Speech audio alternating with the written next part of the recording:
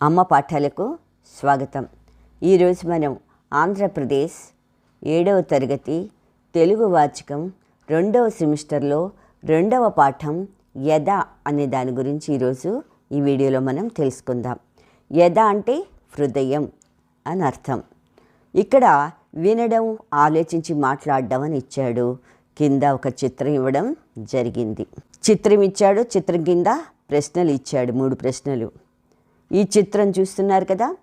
మొదటి ప్రశ్న చూడండి. చిత్రంలో ఏమేమి గమనించావు? చిత్రంలో మనకి ఏమేమి కనిపిస్తున్నాయి? చిత్రంలో కొండలు కనిపిస్తున్నాయి, అలాగే ఇక్కడ అన్ని చెట్లు కనిపిస్తున్నాయి, ఇక్కడ గుడిసెలు కనిపిస్తున్నాయి, తర్వాత అక్కడక్కడ ఇలా మనుషులు కనిపిస్తున్నారు, ఇక్కడ కోళ్ళు కనిపిస్తున్నాయి. రెండో ప్రశ్న, చిత్రంలోని వారు ఏం చేస్తున్నారు?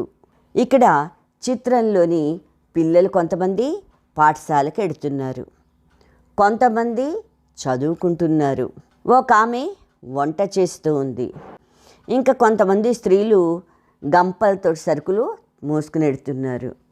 మొత్తం మీద చిత్రంలో ఎక్కువగా స్త్రీలు, పిల్లలే కనిపిస్తున్నారు. అందరూ కూడా ఏవేవో పనులు చేసుకుంటూ ఉన్నారనమాట. మూడో ప్రశ్న చూడండి. ప్రకృతితో సంబంధం కలిగి జీవనం సాగిస్తున్న వారి గురించి చెప్పండి. ప్రకృతితో దగ్గర సంబంధం కలిగి ప్రకృతిలో కలిసిపోయి ఎక్కువగా గిరిజనులే జీవనం సాగిస్తూ ఉంటారు.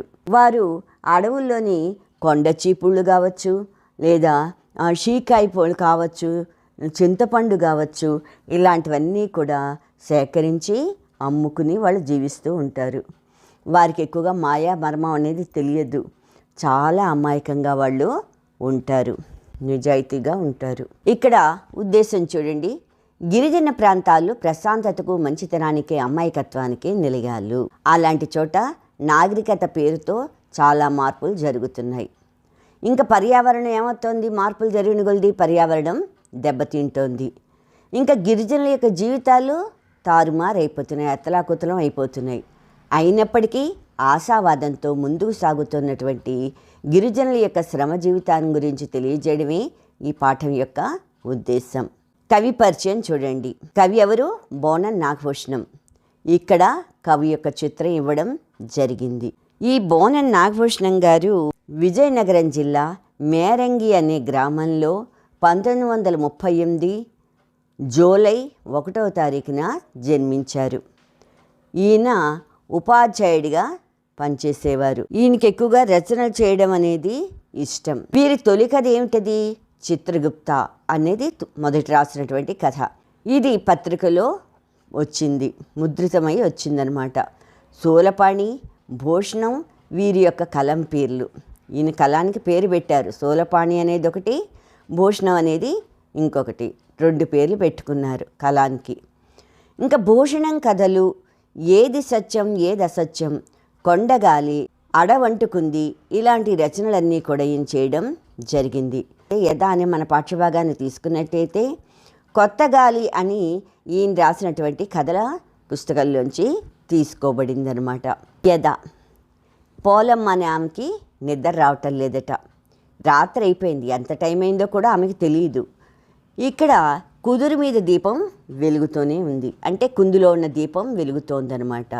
ఆ వెలుతుల్లో తల దగ్గర పుస్తకాలు పడేసి పోలం యొక్క పిల్లలిద్దరూ నిశ్చింతగా నిద్రపోతూ ఉన్నారు. వాళ్ళని చూసుకుంది. పశువులు కాయడానికి తన ఈడు పిల్లలతో వెళ్ళడం కానీ, అమ్మతోనూ అయ్యతోనూ వెనకో కొండ మీదకి వెళ్ళడంలోనూ పోలమ్మకి బాల్యం అంతా అయిపోయింది. అంటే పోలమ్మ చిన్నతనంలో పశువులు కాయడానికి తన ఈడు పిల్లలతో పాటు వెడుతూ ఉండేది, లేదా అమ్మతో గానో అయ్యతో కానీ వాళ్ళ వెనకాల కొండ మీదకి వెళ్ళి పని చేయడానికి వెడుతూ ఉండేది. ఆ రకంగానే పోలమ్మ చిన్నతనం అంతా గడిచిపోయింది. బడికి వెళ్ళడం, పుస్తకాలు చదవడం ఆమెకు తెలియదు. అంటే ఏమిటి? బడికి వెళ్ళకుండాను, పుస్తకాలు చదవకుండానే పశువులు కాసుకుంటూనే ఆమె జీవితం నడిచిపోయింది. అలాంటి పోలమ్మకి తన 2 పిల్లలు బడిలోనే కాకుండా ఇంటి దగ్గర కూడా ఆ దీపం వెలుతుల్లో చదువుకోవడం, ఆ నిద్రపోతున్నప్పుడు కూడా పుస్తకాన్ని వదిలిపెట్టకుండా వాళ్ళ దగ్గరే ఉంచుకోవడం చూసి చాలా ఆనందపడిపోయింది పోలమ్మ. అయినా కూడా ఆమె పడుకుందామంటే కంటి మీద కునుకు మాత్రం రావటం లేదు, నిద్ర రావటం లేదు. ఇంట్లోని ధాన్యం తీసుకెళ్ళి మంటిలో కలిపేసింది. అంటే ఇంట్లో ధాన్యం తీసుకుపోయి పొలంలో చల్లేసింది. ఇక మళ్ళల్లో పచ్చని మొలక కనిపించటలేదు. ధాన్యం అయితే చల్లింది కానీ ఇంకా ఎక్కడ మొలకలు రాలేదు. మరే పని చేయడానికి వెళ్లకుండా పొద్దుటే లేచేది, పొలం దగ్గరికి వెళ్ళేది. ఆ మట్టి పళ్ళల మధ్య ఉన్నటువంటి అంతకుముందు చల్లి వచ్చింది కదా ధాన్యం, ఆ ధాన్యం అంతా పక్షులు తినేయకుండా అక్కడ కాపలా కాస్తూ ఉండేది. వాన పడుతుందేమో అని కొండలకేసి చూస్తూ ఉండడం, ఇదే రోజు ఆమె యొక్క దినచర్య అయిపోయింది. రోజు కొండల మీద నుండి మేఘాలైతే వస్తున్నాయి కానీ వర్షం మాత్రం పట్టలేదు పాపం. పోలమ్మ రోజు ఏం చేస్తోంది, ఆశతో వాటిని చూస్తోంది. ఈ రోజైనా వర్షం పడుతుందేమో, రేపటికి మొలకలు వస్తాయేమో అనే ఆశతోటి పైన వెళ్ళిపోతున్నటువంటి మేఘాలను చూసి ఇవాళ వాన వస్తుందేమో, కుండలతో కుమ్మరించేస్తుందేమో వర్షం అనుకోవడం. మేఘాలు వస్తున్నాయి కానీ వెళ్ళిపోతున్నాయి, వర్షం మాత్రం రావటం లేదు. దాంతో పోలమ్మ నిరాశతోటి ఇంటికి వెళ్ళడం మామూలు అయిపోయింది. అది కూడా దినచర్యలో భాగం అయిపోయిందనమాట. అలాగే ఇవాళ కూడా సాయంత్రం మళ్ళీ మేఘాలు కొండ మీద రోజు వచ్చినట్టుగానే వచ్చాయి. వచ్చిన మేఘాలు మెరుస్తున్నాయా, వర్షం కురిసే సూచన ఏమైనా కనిపిస్తోందా అంటే ఏమీ లేదు. రోజులాగే ఆశతో వాటి మేఘాలకేసి చూసి ఇంకా పొలం నుంచి తిరిగి వచ్చేస్తుంది పోలమ్మ. దారిలో గోగు మొక్కలు చూసింది. ఆ గోగు మొక్కలు కూడా ఎలా ఉన్నాయి, వంగిపోయి వాడిపోతూ కనిపించాయి. అయ్యో, ఇవి కూడా ఎందుకు పనికి రాకుండా అయిపోతున్నాయే, బతకకుండా చచ్చిపోతున్నాయే అని బాధతోటి ఆమెకి కడుపంతా కూడా దేవేసినట్టు అనిపించింది. ఆమె అనుకుంటోంది, గంగ తల్లి ఇయ్యాలైనా కరిగి నేల తల్లిని కలుస్తాడో లేదో, అంటే ఇప్పుడైనా సరే పైనుంచి వర్షం భూమి మీద పడుతుందో పడదో. ఎన్నాళ్ళు ఇలాగా భూమి మీద వర్షం పడవకుండా అలా వెళ్ళిపోతూ ఉంటుంది. వెళ్ళదిలే, ఇవాళైనా వర్షం పడుతుంది, లేకపోతే ఇవాళ కాకపోతే రేపైనా వర్షం పడుతుంది అని మనసులో అనుకుంటోంది అనమాట. అలా ఆమె అనుకోవడమైతే అనుకుంటోంది కానీ ఆమె మనసు మాత్రం మనసులో లేదు. కొన్నాళ్ళుగా వింటున్న మాటలన్నీ కూడా ఆమెకి జ్ఞాపకం వస్తూ ఉన్నాయన్నమాట. ఏం వింటుంది ఆమె, అడవి లేదు, ఎవరిష్టం వచ్చినట్టు వాళ్ళు చేసేస్తారు. ఇదివరకుట్లో అడవులనేవి ఎక్కడ కనిపించకుండా చేసేస్తారు. దాంతో వర్షాలు పడమంటే ఎందుకు పడతాయి, ఈ కాలం వస్తే వారం 10 రోజులు వదలని ముసురు ఇంట్లో నుండి వీధిలోకి అడుగు పెట్టడం కష్టం అన్నట్టుగా ఉండేవి. అలాగ వర్షాలు కుంభవృష్టిగా కురిసేవి. అలాంటిది ఇలా మారిపోయింది కాలం అంతా కూడా. ఎవడిష్టం వచ్చినట్టు వాడు చేస్తే వర్షం కూడా దాని ఇష్టానికి అది పడ్డం మానేసింది అని అందరూ అనుకుంటున్న మాటలు ఆమెకు గుర్తుకొచ్చాయి. కొందరేమో అలా మాట్లాడితే ఇంకా దేవుడి మీద భక్తి ఉన్న వాళ్ళు ఏమనుకుంటున్నారంటే కొందరు ఇంకోలా మాట్లాడుతున్నారు. ఏమంటున్నారు వాళ్ళు, కలికాలం, దేవుడు దేవత అనే మాట లేదు, పాపం లేదు, భయం లేదు, అసలు ఎందుకు మనుషులు ఇలా మారిపోతుంటే కాలం అలా మారిపోయింది అంతే. మనుషులు మారిపోతున్నారు. ఈ వర్షాకాలంలో వర్షాలు అవన్నీ కాలానికి తగ్గట్టుగా ఆ ఋతువులు అవన్నీ రావడం మానేశాయి అని కొందరు అలా మాట్లాడుతుంటే ఆమె ఇలాంటి మాటలు కూడా వింది. పోలమ్మ మనసులో పదే పైన అందరూ అనుకున్న మాటలు మనసులో కలవరి పెడుతున్నాయి. అవి వింది కదా, ఆ మాటలన్నీ భయపెడుతున్నాయి. వాడిపోయిన ఆ గోగు మొక్కలే కళ్ళ ముందు కనిపిస్తున్నాయి. అంటే తన పంటకి వేసినటువంటి ఆ ధాన్యం మొలకలు ఎత్తకుండానే పాడైపోతుందేమో అనే భయం అయిపోయింది. విత్తనాలు జల్లి ఎన్ని రోజులు అయిపోయినా మొలకన్నది లేని మడిసెక్కల్లోని మట్టి పిల్లలే కనిపిస్తున్నాయి. అంటే ఆ మడిలో విత్తనాలు చల్లి వచ్చింది, ఆ మడి అలాగే ఉంది ఎండిపోయి తప్ప బీటలు తీసి ఎక్కడ ఒక మొలక కూడా రాలేదు. నీటి కోసం కటకట్లాడిపోతున్నారు అందరూ. సమస్త జీవరాశికి కూడా నీటి కోసం తహతహగానే ఉంది. పోలమ్మ చెదిరిపోతున్న మనసుని దిట్టవు చేసుకుంటూ గంగ తల్లి గంగమ్మ ఆమెకు భయం వేస్తోంది అందరి మాటలు విన్న తర్వాత. కానీ భయపడుతున్న మనసుని ఆమె ధైర్యం తెచ్చుకుంటోంది. మళ్ళా లేదులే, గంగమ్మ తల్లి ఏం మన ఘోరం చెయ్యదు కాక చెయ్యదు అనుకుని గట్టిగా కళ్ళు మూసుకుంది. గంగమ్మ తల్లి ఏం బాధ పెట్టదు, మన్ని కరుణిస్తుంది అని అనుకుంటూనే గట్టిగా కళ్ళు మూసుకుంది. ఎలా కళ్ళు మూసుకున్నా ఏం చేసినా ఆమె నిద్ర రావటం లేదు. ఆమెకు ఈ జ్ఞాపకాలన్నీ కూడా అదే పనిగా వస్తూనే ఉన్నాయి. ఆమెకి తెలిసి తన వయసులో అంటే చిన్నతనంలో ఆ కొండల దగ్గర జరిగినటువంటి ఆ గొడవే గుర్తొచ్చింది. అప్పుడు కూడా కొండల్లో రాళ్ళు కొట్టడానికి వినిపించినటువంటి శబ్దాలు లాంటివి ఇప్పుడు ఎలా కొడుతున్నారో కొండల్లో రాళ్ళు, అప్పుడు కూడా అలా కొండల్లో రాళ్ళు కొట్టారు. ఆ చప్పుడప్పుడు చిన్నతనంలో విన్న గుర్తొచ్చింది. పశువులు మేతలకు వెళ్ళడం లేదు, పంటలు చూస్తే పంటలు లేవు, పెంచుకున్నటువంటి కోడి మేక ఇవన్నీ ఏమైపోయాయో తెలీదు. ఎక్కడ పనులు అక్కడే ఉండిపోయాయి. ఎక్కడ ఏమవుతుంది ఎవ్వరికి తెలియని పరిస్థితి. అందరూ భయపడుతూ ఉన్నారు.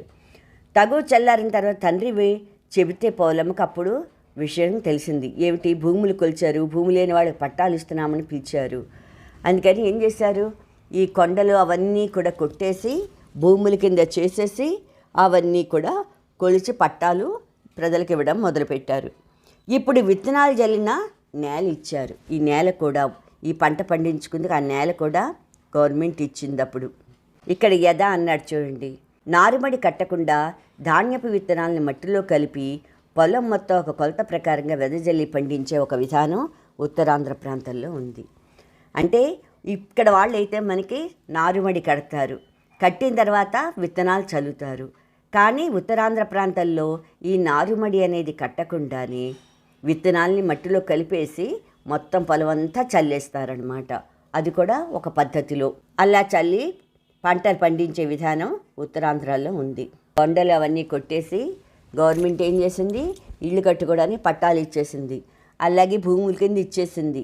ఇప్పుడు విత్తనాలు జల్లినటువంటి నేల కూడా ఈ పొలం కారకంగానే వచ్చిందనమాట. ఇలా వచ్చింది, భూమి వచ్చింది అనుకుంటే సంతోషం ఉందా, భూమితో పాటు జబ్బులు కూడా వచ్చేసాయి. ఈ వచ్చిన జబ్బుల మూలంగా చాలామంది చనిపోవడం కూడా జరిగింది. వాళ్లతో పాటే పొలం తల్లి తండ్రి కూడా చనిపోయారు. దోమల వల్ల అలాంటి జబ్బులు వస్తాయని చెప్పేసి మందులు చల్లడానికి మనుషులు వచ్చారు, రోడ్లు వేస్తే ఆఫీసులు వచ్చేసాయి. అలా వచ్చిన తర్వాత ఈ భూమి కొలతలు అవన్నీ రాసుకుందుకు వాటికి వచ్చినటువంటి వాళ్ళలో ఒక ఆయన్ని పోలమ్మ ఇష్టపడడం జరిగింది. ఇష్టపడి ఏం చేసింది, 2 పిల్లలకి తల్లి అయింది కూడా. ఇప్పుడు అతడేం చేస్తున్నాడు, అతడి పనిలో తాను తిరుగుతూ ఎప్పుడైనా రావాలనుకున్నప్పుడు వచ్చి వెళ్ళాలనుకున్నప్పుడు వెళ్ళిపోతూ ఉంటాడనమాట. పోలమ్మకి అమ్మ అయ్య ఇచ్చిన రెక్కల కష్టం తెలుసు. అంటే రెక్కల కష్టం మీద బతకడమే వచ్చింది ఆమెకి. కష్టపడి పనిచేయడం చేతను ఆ వచ్చిన వాడి రాకపోకలతో కానీ ఇచ్చిన దానికోసం చేయిచాచడం కానీ లేకుండా బతుకు గడిచిపోతుంది. అంటే ఇది ఇష్టపడినటువంటి వాడు అప్పుడప్పుడు వచ్చి వీడితో వాడు వచ్చినప్పుడు ఇస్తాడో ఇవ్వడో దాని గురించి పట్టించుకోకుండా ఎవరిని అడగకుండా తన కాయ కష్టంతో బతుకుని గడుపుకుంటోంది పోలమ్మ. వ్యవసాయం పనులు ఉన్నప్పుడు కూలీకి ఎడుతుంది, కూలీకి లోటు లేదు. తర్వాత కాలంలో రాళ్ళు కొట్టడానికి లేకపోతే రోడ్లు వేయడానికి ఇళ్ళు కట్టే పనిలోనూ మట్టి పనిలోనూ ఏ పని జరిగినా కూడా ఈమెకి కూలీకి ఇబ్బంది లేకుండా కూలీ దొరుకుతూ ఉంటుంది. ఏ పని లేని రోజుల్లో కొండకి వెళ్ళి కర్రలు తెచ్చి అమ్ముకోవడం మూలంగా ఆర్థికంగా కూడా ఈమెకి రోజులు ఇబ్బంది లేకుండా గడిచిపోతున్నాయి. బడులు పెట్టి పిల్లలకి తిండి బట్ట ఇస్తున్నారు కనుక గవర్నమెంటు 2 పిల్లలు చదవగలుగుతున్నారు. ఇంకా తల్లి తండ్రి బాగు చేసి ఇచ్చినటువంటి మడిసెక్కలు ఉన్నాయి. ఆ 2 మడిసెక్కలే పొలంకు ఏకైక ఆధారం. 2 చెక్కల పొలం ఇచ్చారు ఈమెకి. అదే ఈమె ఆధారం బతుకుకి. దాంట్లోనే పంట పండించుకుని బతుకుతోంది. అందులో పండగ వచ్చిన గింజలతోటి అర్థాంతరంగా వచ్చిన ఖర్చులు ఏమైనా ఉంటే అవి కూడా ఎలాగో వెళ్ళదీస్తోంది. ఆ మడిసెక్కలు అమ్మడం కానీ అప్పు చేయడం కానీ లేకుండా ఇంతవరకు ఆమె ఇబ్బంది లేకుండా కాలం గడుపుతోందనమాట. మరి ఈ ఏడాదికి వచ్చేటప్పటికి ఇప్పటిదాకా వర్షాలు పడలేదు, పంట పండించుకుందామంటే దిక్కు కనిపించటలేదు, చల్లినటువంటి విత్తనాలు ఎక్కడ మొలకెత్తలేదు. అది ఈమెకి బెంగ అయిపోయింది. పోలమ్మ గతంలోంచి వర్తమానంలోకి వచ్చి ఆలోచిస్తోంది. కూలీ పనులకు వెళ్ళినప్పుడు కొండలన్నీ తిరిగి చూసింది. కొండల మీద కొండ భూముల్లోనూ పంటలతో పాటుగా మామిడి, జీడి మామిడి, జామ, కొబ్బరి, నిమ్మ, నారింజ ఈ తోటలు ఉన్నాయి. అవన్నీ ఇప్పుడు కళ్ళ ముందు కనిపిస్తూ ఉన్నాయన్నమాట. వీటన్నింటికి కూడా ఎలాగో నేల తల్లి పెంచుకొస్తుంది, కానీ ఇప్పుడు పెంచలేనంటుందా? లేదులే, నా ఎదమళ్లల్లో పంట పండనివ్వరనేస్తుందా? అనదు. నేతలు అలా అనదుగా కనదు అని భరోసాతో కూడిన ఆలోచన రావడంతో కొంతసేపటికి ఆమెకి నిద్రపట్టింది. నా పొలంలో విత్తనాలు చల్లి వచ్చాను, అవి మొలకలు వస్తాయి, పంట పడుతుంది అనుకున్నాను. ఇప్పటిదాకా వర్షాలు లేవు. హృదయంలో ఉన్న ఆశనంతా కూడా ఈ నేల తల్లి కానీ ఆ గంగమ్మ తల్లి కానీ మా పండనివ్వకుండా చేస్తాయా ఇవన్నీ? లేదు లేదు, నేల తల్లి అలా అనదు. నేల తల్లి తనకి అన్యాయం చేయదు అని తనకు తానే ధైర్యం చెప్పుకుంది. అలా ధైర్యం చెప్పుకోవడంతో ఆమెకి కొంతసేపటికి నిద్ర పట్టింది. ఇంక ఈ పోలమ్మ లేచి చూసేటప్పటికి పిల్లలిద్దరు ఇంటి ముందున్నటువంటి నీళ్లల్లో ఆటలాడుతున్నారు. వీధిలోకి వచ్చి చూస్తే వీధంతా కళకళలాడిపోతూ ఎవరి పనిలో వాళ్ళు ఉత్సాహంగా ఉన్నారు. తల్లి లేచి రావడం చూసిన పిల్లలిద్దరు ఆట ఆపి, వాన అమ్మ వాన, రాత్రంతా వాన పడిందమ్మా, ఎంత నీరో అని చెప్పి మళ్ళీ నీళ్ళలో ఆడుతున్నారు పిల్లలన్నమాట. ఇక్కడ చూడండి పక్కన చిత్రంలో నీళ్ళలో ఆడుతున్న పిల్లలు. ఆ నీటిని చూసినటువంటి చేసింది పోలమ్మ, పొలం వైపు గబగబా పరిగెట్టింది. ఎందుకు ఎక్కడ చూసినా నీరు కనిపిస్తుంది, తన యొక్క పొలంలో ఏమైనా మొలకలు వచ్చాయేమో అని ఆశతోటి పరిగెట్టింది. ఇంకిపోయినటువంటి నూతుల్లో కూడా నీళ్లు చేరింది, ఎండిపోయిన చెరువుల్లోనూ నీరు వచ్చింది, ఊరు చుట్టూ ఉన్న పల్లపు మళ్ళల్లో కూడా నీరు కనిపిస్తోంది. నీటిని చూసిన పోలమ్మ పొలం వైపుగా పరుగులు తీసింది. ఆమెకు ఎక్కడ చూసినా నీరే కనిపిస్తోంది. ఇంకిపోయిన నూతుల్లోకి నీరు కనిపిస్తోంది, ఎండిపోయిన చెరువుల్లోనూ నీరు కనిపిస్తోంది, ఊరు చుట్టూ ఉన్న పల్లపు మళ్ళల్లో కూడా ఆమెకి నీరే కనిపిస్తోంది. నిన్న ఎలా ఉన్నాయి గోగు మొక్కలు, ఆమె వచ్చేటప్పుడు తలలు వాల్చి డల్గా ఉన్నాయి ఆ మొక్కలు. ఇప్పుడు ఉదయం నీరెండలో తలెత్తి చిన్నగా ఊగుతూ సంతోషాన్ని వ్యక్తం చేస్తున్నాయి ఆ వాన పిలుకులు పడినటువంటి ఆ గోగు మొక్కలు. ఇంకా కొండల్ని చూస్తే ఉదయం కనుక ఉదయపు కాంతుల్లో పచ్చలు పరిచినట్టుగా కనిపిస్తున్నాయి. అంటే కొండ ప్రాంతం అంతా కూడా ఇప్పుడు ఆ వర్షం నీళ్ళకి పచ్చపచ్చగా కనిపిస్తోంది. ఇంకా ఊటగడ్డలు అంటే ఊట కాలువలో కూడా గలగలమంటూ నీళ్ళు వచ్చి ఆ నీటి శబ్దం చెవులకి ఇంపుగా వినిపిస్తోంది ఈమెకి. దాహంతో దహించిపోయినటువంటి పక్షులు ఆనందంతో కేరింతలు కొడుతూ ఉన్నాయి. వాటి మధ్యలో పోలమ్మ తన పొలం దగ్గరికి వచ్చేసింది అవన్నీ చూసుకుంటూ. ఇంకా పొలంలో పోసినటువంటి వరధాన్యం ఎలా ఉంది, పచ్చగా మొలకలెత్తాయి. అప్పుడే ఆ మొనలు కనిపిస్తున్నాయి. అది చూసేటప్పుడు పోలమ్మ మనసు పట్టరాని ఆనందంతో పులకరిస్తూ ఎంతో సంతోషపడిపోతుంది. ఆ వచ్చినటువంటి ఆ నీటిని చూసి, వర్షపు నీటిని చూసి ఆ గంగ తల్లి ఘోరం చేయలేదు, మట్టి కూడా నాకు మోసం చేయలేదు, నాకు మొలకలు వచ్చాయని సంతోషపడింది. ధరణి భూదేవత దగా చేయదు అంటే భూమిని భూదేవి అని భావిస్తారు గనక ఎప్పుడూ మోసం చేయదు అని అనుకుంది. ఇక నా ఎదమళ్ళు ఎప్పుడూ పడినట్టుగానే పండుతాయి, ఇక నా యొక్క ఈ పంట పొలము ఎప్పటిలాగే నాకు మంచిగా పండుతుంది అని సంతోషపడిపోయింది. నా ఎద పంట పండుతుంది, ఆ మనసులో ఎలా అయితే కోరుకుందో ఆ కోరుకున్న దానికి తగినట్టుగానే ఇప్పుడు పంట పొలం పండుతుంది, తప్పక పండుతుంది, తప్పక పండుతుంది అని అనుకుంటూ సంతోషంతో పొలం చుట్టూ తిరిగింది పోలమ్మ. చూసారా, పోలమ్మ యొక్క పొలంలో చక్కగా మొలకలెత్తినటువంటి ఆ విత్తనాలు. ఇది చూడగానే పోలమ్మకి చాలా సంతోషం అనిపించింది అనమాట. పంటలు పండించే రైతులకు ఎప్పుడూ కూడా ఈ వర్షాలు పడితేనే పంటలు పండడానికి అవకాశం కనుక ఈ వర్షం మీద ఆధారపడి పంటలు పండించేటటువంటి రైతులు వర్షం గురించి ఎంతగానో ఎదురు చూస్తారు. వర్షం పడితే చాలా చాలా సంతోషపడిపోతారు. ఈ పోలమ్మ ఎదంతా కూడా సంతోషంతో నిండిపోయింది. అంటే పోలమ్మ హృదయం అంతా కూడా సంతోషంతో, వాన రావడంతో సంతోషంతో నిండిపోయింది. ఇక్కడ చదవండి, ఆనందించండి అంటూ నిరంతరం నేర్చుకో అంటే ఎప్పుడూ నేర్చుకుంటూ ఉండాలి. నేర్చుకోవడానికి ఈ టైము ఆ టైం అని కానీ ఈ వయసు ఆ వయసుతో అని వయసుతో కూడా సంబంధం లేదు, టైంతో సంబంధం లేదు, అంటే కాలంతో సంబంధం లేదు. సాక్రటీస్ గ్రీకు దేశానికి చెందినటువంటి తత్వవేత్త, ఫిలాసఫర్. తన ఉపన్యాసాలతోటి యువకుల్ని నాశనం చేస్తున్నాడు అని వంకతోటి రాజు ఏం చేశాడు, మరణశిక్ష విధించాడు గ్రీకు రాజు సాక్రటీస్కి. ఆ శిక్ష వేసేటప్పుడు భాగంగా తనకు విషం తాగి మరణించాల్సి ఉంది. అంటే విషం తాగి మరణించాలి అని ఈయనకి మరణశిక్ష విధించాడు గ్రీకు దేశానికి చెందినటువంటి రాజు సాక్రటీస్కి. ఆయన్ని జైల్లో పెట్టారు. పేరుకు జైల్లో పెట్టారే కానీ అందరూ వస్తున్నారు, ఆయన చూసి ఎడుతున్నారు. ఆయన శిష్యులు మాత్రం తన గురువు గారికి విషం తాగి చనిపోవలసినటువంటి మరణశిక్ష పడినందుకు బాధపడుతూ ఉన్నారు. సాక్రటీస్ మాత్రం ఇవేమీ పట్టించుకోకుండా అందరినీ పలకరిస్తూ కబుర్లు చెప్తూ ఉండేవాడు. తాను చనిపోతాడేమోననే భయం కూడా లేకుండా ఉన్నటువంటి సాక్రటీస్ని చూసి అందరూ ఆశ్చర్యపోయేవాళ్ళు అనమాట. సాక్రటీస్ జీవితంలో చివరి రోజు రానే వచ్చింది. అంటే మరణశిక్ష అమలు పరచాల్సిన రోజు వచ్చిందనమాట. ఇంకా మరణశిక్ష అమలు పరచడానికి ఇంకెంత టైం ఉంది అంటే ఓన్లీ 2 hours టైం ఉంది, 2 గంటల టైం మాత్రమే ఉంది. అక్కడ శిష్యులతో పాటు అందరి ముఖాలు కూడా ఇంకా సాక్రటీస్ చచ్చిపోతాడు అనే బాధతో ఉన్నారు అందరూ. కానీ సాక్రటీస్ మాత్రం చాలా ప్రశాంతంగా ఆనందంగా చక్కగా కనిపిస్తున్నాడు ఆయన. సాక్రటీస్ కిటికీలోంచి బయటకు చూస్తూ కూర్చున్నాడు. బయట ఒక చెట్టు కింద ఒక బిచ్చగాడు ఏం చేస్తున్నాడు, ఒక వాయిద్యం వాయిస్తూ పాటలు పాడుతున్నాడు, ఒక ఇన్స్ట్రుమెంట్తో వాయిస్తూ పాటలు పాడుతున్నాడు అనమాట. అది సాక్రటీస్ మనసును ఆకట్టుకుంది. ఆ బిచ్చగాడు పాటను పాడుతుండా ఈయనకి నచ్చింది. ఆనందంతో కాసేపు ఆ పాటను అలా కళ్ళు మూసుకుని తన్మయత్వంగా విన్నాడు. కొద్దిసేపటి తర్వాత మెల్లిగా కళ్ళు తెరిచి జైలర్ గారిని పిలిచాడు. జైలర్ వచ్చాడు. వచ్చి ఏం కావాలండి మీకు అని అడిగాడు. అప్పుడు సాక్రటీస్ ఏం చెప్పాడు, కిటికీలోని చూపిస్తూ, మీకేమీ అభ్యంతరం లేదనుకుంటే ఆ బిచ్చగాడిని తీసుకొస్తారా అని అడిగాడు. అలాగే అని చెప్పి జైలర్ ఏం చేశాడంటే వెళ్ళి ఆ బిచ్చగాడిని తీసుకుని వచ్చాడు. సాక్రటీస్ ఏం చేశాడు, బిచ్చగాడితో, నువ్వు ఇప్పుడు దాకా పాడావు కదా, ఆ పాట నాకు నేర్పవా అని అడిగాడు. బిచ్చగాడి దగ్గర ఉన్నటువంటి ఆ వాయిద్యం, ఆ ఇన్స్ట్రుమెంట్ తీసుకున్నాడు. బిచ్చగాడు పాట పాడుతున్నాడు. సాక్రటీస్ పాట పాడుతూ వాయిద్యం వాయించాడు, అంటే ఇన్స్ట్రుమెంట్ని వాయిస్తున్నాడు. ఇలా అరగంట సాధన చేశాడు. చేసిన తర్వాత ఈసారి బిచ్చగాడి సహాయం లేకుండానే సాక్రటీస్ ఆ పాట పాడాడు. పాడేసి అతనికి కృతజ్ఞతలు చెప్పి పంపించేసాడు. అంటే థ్యాంక్స్ చెప్పి బిచ్చగాడిని పంపించేశాడు సాక్రటీస్.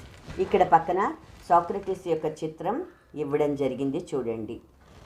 ఇదంతా చూస్తున్నారు ఆయన యొక్క శిష్యులు. జైలరు చూస్తున్నాడు. జైలరు చాలా ఆశ్చర్యం వేసింది. అప్పుడు శిష్యులు అడిగారు, గురువు గారు, గంట అయ్యగానే మీకు విషపాత్ర చేతికి ఇస్తారు, మీరు అది తాగి లోకాన్ని వదిలిపెట్టి వెళ్ళిపోతారు. కానీ ఈ ఆకర్షణాల్లో కూడా మీరు ఆ వాయిద్యం మీద అభ్యాసం చేసి, అంటే దాని మీద ప్రాక్టీస్ చేసి మీరు పాడడాన్ని నేర్చుకున్నారు కదా, ఎందుకు అని అడిగారు. సాక్రటీస్ నవ్వుతూ అన్నాడు, జీవితం అంటే నేర్చుకోవడం, మరణం గురించి ఆలోచిస్తూ కూర్చోవడం కాదు. నువ్వు, నేను, ఇక్కడున్న వాళ్ళు అందరూ ఎప్పుడో ఒకప్పుడు చనిపోయేవాళ్ళమే. జీవించినంతకాలం మన జీవితంలో ప్రతి క్షణం కూడా విలువైంది. ఎప్పటికప్పుడు మనం తెలియంది తెలుసుకోవడంలోనే ఆనందం అనేది ఉంటుంది. గంట క్రితం నాకు ఆ పాట వచ్చా? రాదు. దాన్ని వాయించడం వచ్చా? రాదు. ఇప్పుడు నేర్చుకున్నాను. ఇంకా నా జీవితంలో ఇంకా గంట సమయం ఉంది, అంటే ఇప్పటికీ నేను నేర్చుకోవడానికి నాకు అవకాశం ఉంది అన్నాడు సాక్రటీస్. అక్కడున్న వాళ్ళ నోటంపట మాటే రాలేదు. అందరూ ఆశ్చర్యంతో అవాక్కైపోయి ఈయన చూస్తూ ఉండిపోయారు. నేర్చుకోవడానికి టైంతో కానీ వయసుతో కానీ దేనితో సంబంధం లేదు.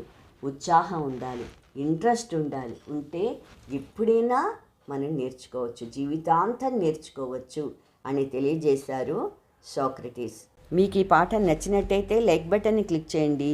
మీ అభిప్రాయాలు, సూచనలు కామెంట్ బాక్స్లో పొందుపరచండి.